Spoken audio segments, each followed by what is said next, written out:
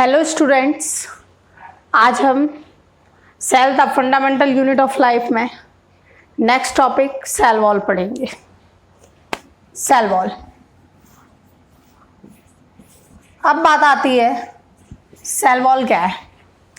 Actual में plasma membrane के बाहर जो दूसरी आउटर रिजिड कवरिंग है उसे हम क्या बोलते हैं? सेल वॉल कहते हैं। ये क्या करता है? जो आपके पार्टिकल्स हैं या सब्सटेंस हैं उसका मूवमेंट और जो है ट्रांसफ़र क्या करता है? अलाउ करता है। तो हम इसे लिख सकते हैं the another outer rigid covering present outside the plasma membrane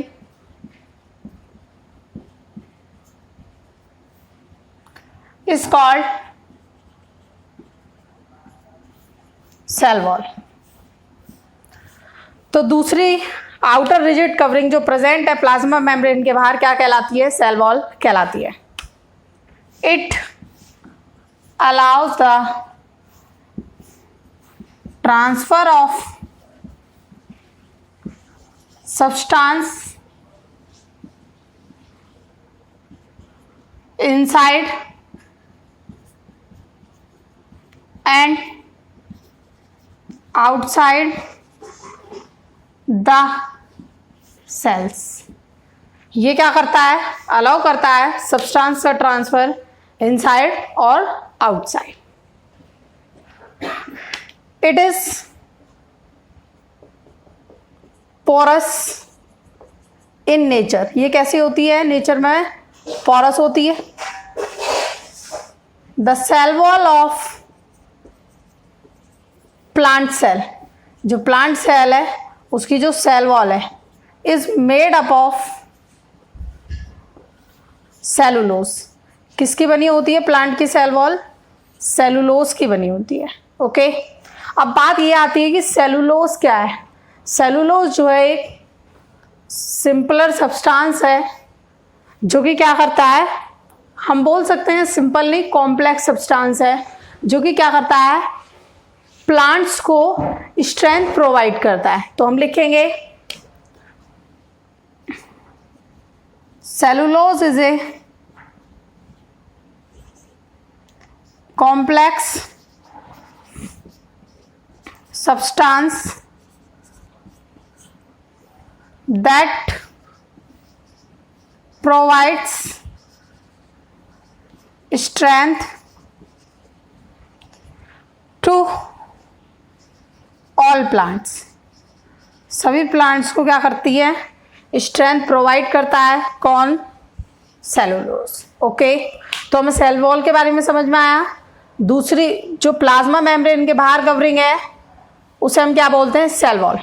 transfer जो सब्सटेंस का है, मूवमेंट है सब्सटेंस का, उसको क्या करती है? अलाउ करती है। नेचर में कैसी होती है? पोरस होती है। ये प्लांट सेल की जो सेल वॉल है वो किसकी बनी हुई है? मेनली आपकी सेलुलोज की। और सेलुलोज क्या है?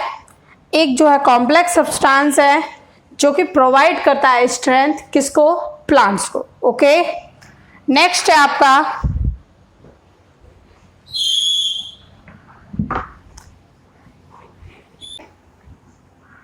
प्लाज्मोलाइसिस। प्लाज्मोलाइसिस क्या होता है? When there is a loss of water through osmosis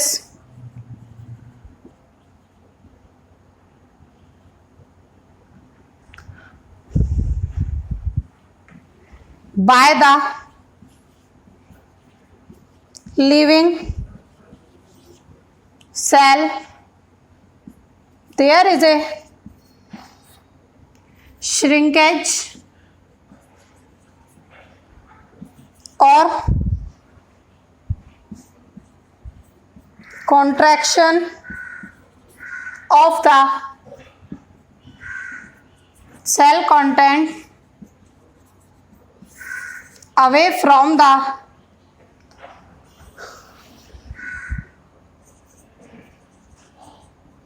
cell wall. This phenomena is known as plasmolysis. हमें क्या समझ में आया कि जब किसी लिविंग सेल के द्वारा पानी छोड़ा जाता है ऑस्मोसिस से, तो श्रिंकेज और कॉन्ट्रैक्शन होता है सेल कंटेंट का, जो कि क्या करता है, सेपरेट करता है सेल कंटेंट और सेल वॉल को। जो ये सेपरेशन का फिनोमेना है, इसे हम क्या बोलते हैं, प्लाज्मोलाइसिस कहते हैं। ओके, अब हमें ऐसा लगता है कि जो आपकी लिविंग सेल है सिर्फ वो वाटर एब्जॉर्ब करते हैं, जबकि ऐसा नहीं होता। दोनों सेल्स, लिविंग या डेड, दोनों टाइप के सेल्स क्या करते हैं, वाटर एब्जॉर्ब करते हैं, इक्वली प्रेशर एक्सर्ट करते हैं against the wall of cell wall. तो आप इसको लिख सकते हो, both living and dead cells, living or dead cells, both living and dead cells absorb water and exert equal pressure on the wall of cell known as cell wall। Okay, तो ये क्या करता है, जो तो हमने क्या देखा, हमने देखा दोनों ही लिविंग और डेड सेल्स क्या करते हैं, वाटर एब्जॉर्ब करते हैं, एक्सर्ट करते हैं इक्वल प्रेशर सेल वॉल पर। ओके, अब नेक्स्ट टॉपिक है आपका न्यूक्लियस।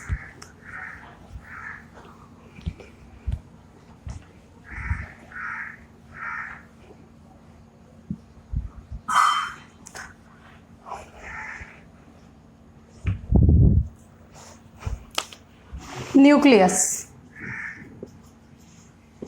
सबसे पहले मैं बात करूं न्यूक्लियस क्या है। एक स्फेरिकल राउंडेड बॉडी जो सेल के अंदर है, उसे हम क्या बोलते हैं, न्यूक्लियस कहते हैं। तो आप लिख सकते हो, a spherical rounded rigid body present in the interior of a cell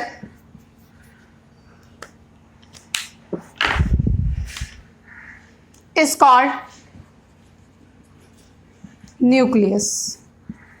okay, एक स्फेरिकल राउंडेड रिजिड बॉडी जो कि प्रेजेंट है सेल के अंदर, उसे हम क्या कहते हैं, न्यूक्लियस कहते हैं। अब न्यूक्लियस की बात हो गई। अब जो न्यूक्लियस के चारों तरफ एक मेम्ब्रेन होती है, उस मेम्ब्रेन को क्या कहते हैं, न्यूक्लियर मेम्ब्रेन कहते हैं। तो आप इसे लिखोगे,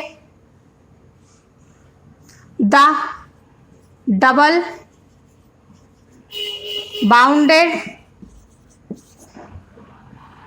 membrane present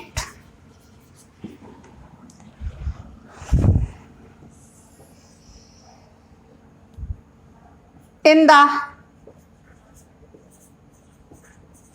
surrounding of nucleus, nucleus के चारों तरफ क्या है, प्रेजेंट है, is called nuclear membrane.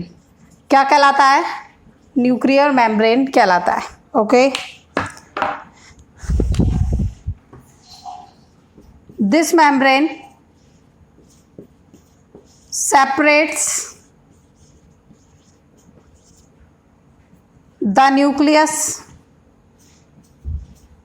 from other cell content of a cell or the cell organelles.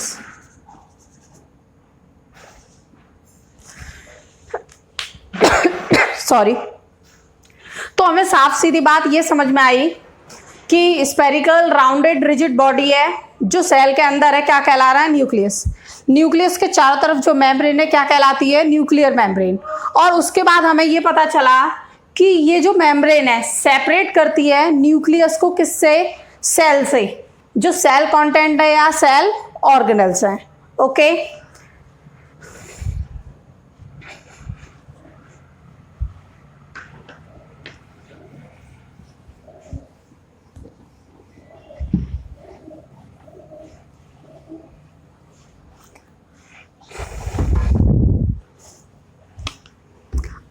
the pair of chromosomes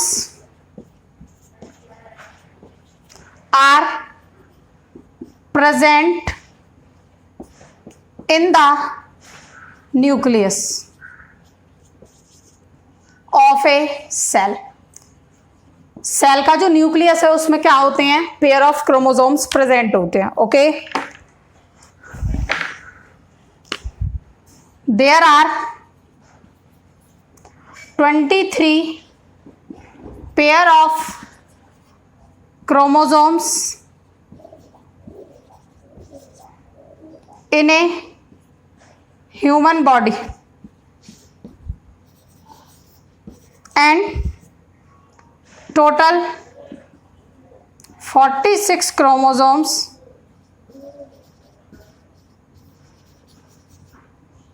are present inside it. कितने? टोटल 46 क्रोमोसोम प्रेजेंट होते हैं और पेयर में कितने होते हैं? 23 होते हैं। 1 pair of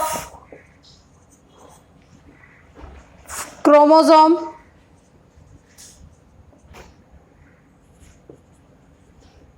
is responsible for the gender of a newborn baby or the fetus that grow in the mother warm.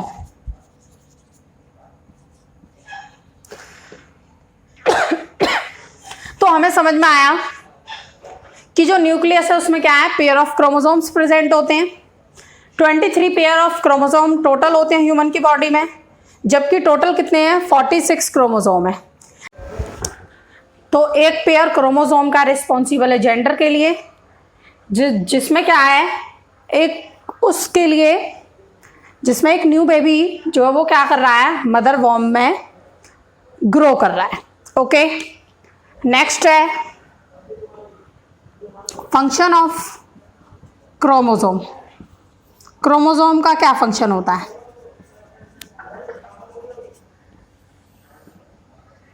It is mainly responsible for the inheritance of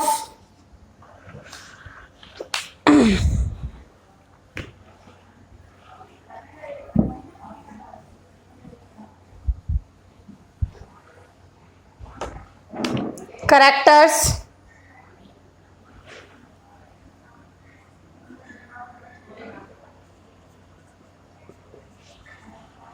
from parents to their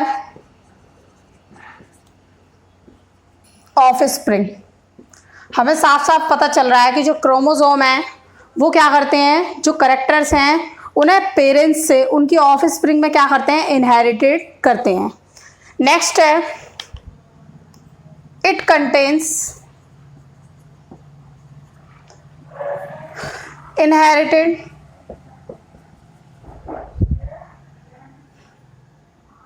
substance in the form of DNA, and full form of DNA is deoxyribonucleic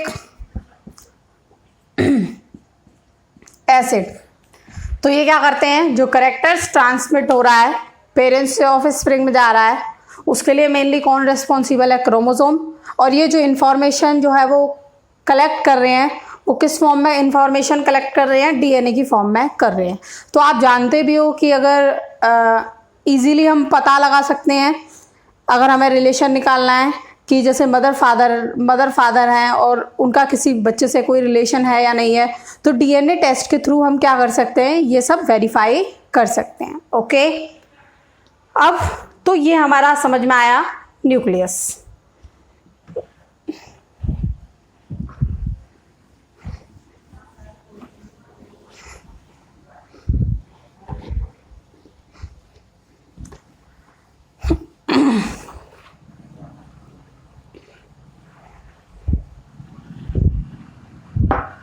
next है some organisms have poorly defined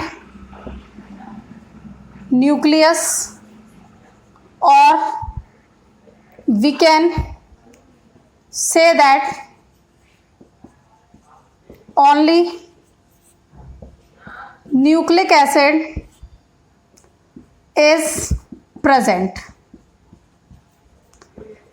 हमें पता चला कुछ organism है उनमें क्या होता है, न्यूक्लियस पूरी तरीके से या तो डिफाइंड नहीं होता, या फिर हम कह सकते हैं कि खाली न्यूक्लिक एसिड क्या होता है उसमें प्रेजेंट होता है। किसकी वजह से, न्यूक्लियर मेम्ब्रेन के एब्सेंट होने की वजह से। तो हम लिखेंगे due to the absence of nuclear membrane is called nucleoid. उसे हम क्या कहते हैं, न्यूक्लियोइड कहते हैं। And such type of organisms, और जो इस टाइप के ऑर्गेनिजम्स हैं इज कॉल्ड प्रोकैरियोट्स। उसे हम क्या कहते हैं, प्रोकैरियोट्स कहते हैं, जिसके बारे में हम पहले ही डिस्कस कर चुके हैं प्रोकैरियोटिक सेल और यूकैरियोटिक सेल में। जो जिनमें प्रोकैरियोटिक सेल फाउंड किए जाते हैं उन्हें प्रोकैरियोट्स कहते हैं, और जबकि जिन ऑर्गेनिजम्स में यूकैरियोटिक सेल्स फाउंड किए जाते हैं उन्हें हम क्या कहते हैं, यूकैरियोट्स कहते हैं। ओके, अब नेक्स्ट है आपका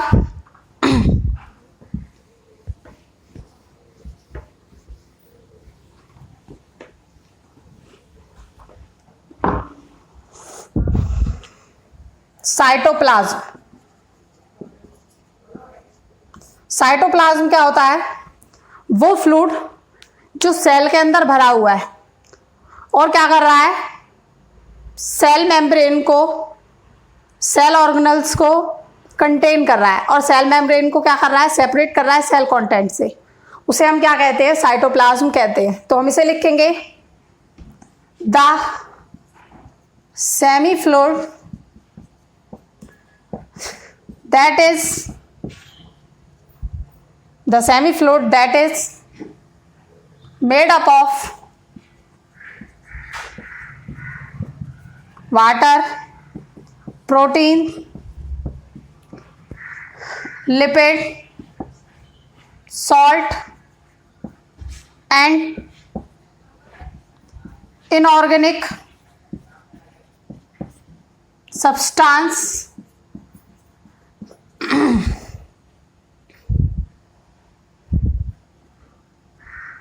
present in the cell and separates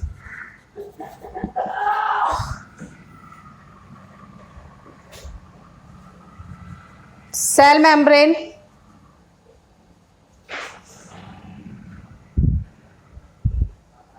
called cytoplasm. It also contains all cell organelles. तो हमें समझ में आया कि सेमी फ्लूइड जो वाटर, प्रोटीन, लिपिड, सॉल्ट और इनऑर्गेनिक सब्सटेंस का बना हुआ है, सेल में प्रेजेंट है और सेपरेट कर रहा है सेल मेम्ब्रेन को, उसे हम क्या कहते हैं? साइटोप्लाज्म कहते हैं. ये कंटेन करता है सभी सेल ऑर्गेनल्स को. Okay,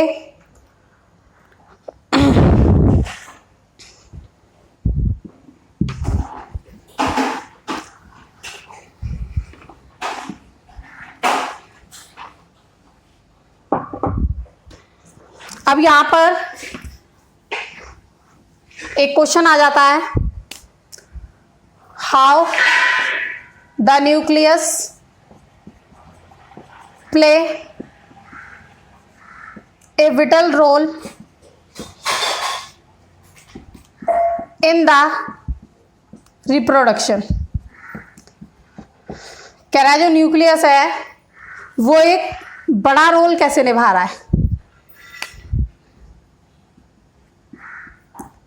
We know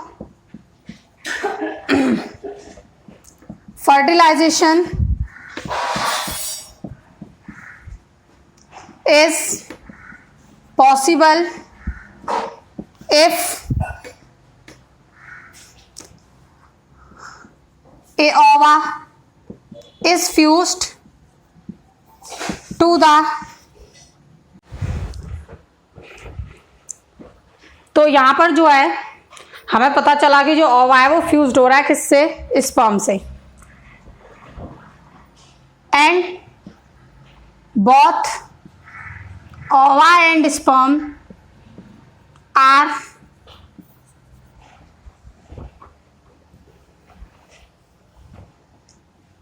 is a cell and contain a nucleus. It formed zygote, that is also a cell and contain nucleus. By the process of division,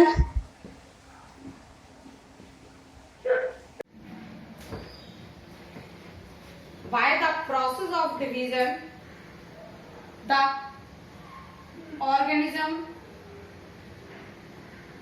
is formed.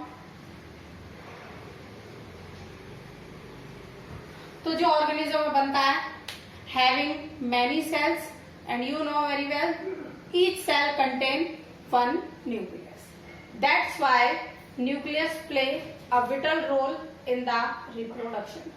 इसलिए जो reproduction है हम कह सकते हैं कि जो रिप्रोडक्शन है वो न्यूक्लियस है वो क्या करता है? विटल रोल प्ले करता है किसमें? रिप्रोडक्शन में. ओके, तो with this I am finishing today's class. In next class we will discuss the next topic. Okay.